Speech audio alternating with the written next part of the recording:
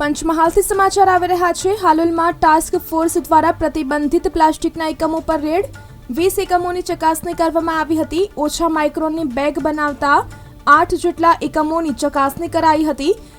કેટલાક એકમોને સીઝ કરવામાં આવ્યા, કેટલાકને તેમજ કેટલીક ફેક્ટરીઓ ઓછા માઇક્રોનની જબલા બનાવતી તેવા લાઈવ દ્રશ્યો સામે આવ્યા। હાલોલમાં મોટા પાયે ચાલે છે પ્લાસ્ટિક જબલા બનાવતી ફેક્ટરી।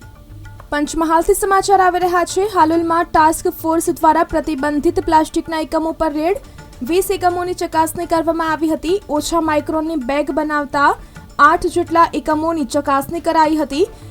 કેટલાક એકમોને સીઝ કરવામાં આવ્યા, કેટલાકને તેમજ કેટલીક ફેક્ટરીઓ ઓછા માઇક્રોનની જબલા બનાવતી તેવા લાઈવ દ્રશ્યો સામે આવ્યા। હાલોલમાં મોટા પાયે ચાલે છે પ્લાસ્ટિક જબલા બનાવતી ફેક્ટરી।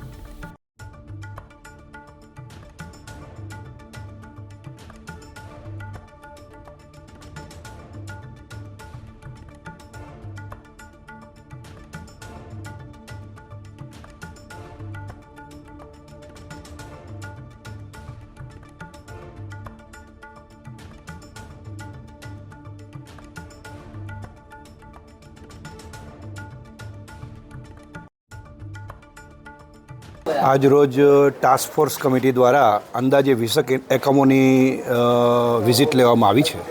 તેમાંથી 7-8 એકમો કે જે કાર્યરત હતા અને જેમાં 120 માઇક્રોન કરતાં ઓછી જાડાઈનું પ્લાસ્ટિકનું કેરી બેગનું ઉત્પાદન ચાલુ હતું તેવા એકમોને વિઝિટ કરી છે તથા તેને અમે નોટિસ ઓફ એન્ટ્રી આપેલી છે, સૂચનાઓ આપેલી છે। તેમજ ટાસ્ક ફોર્સ દ્વારા સદર એકમોના તમામ મટીરિયલ સીઝ કરવામાં આવેલ છે।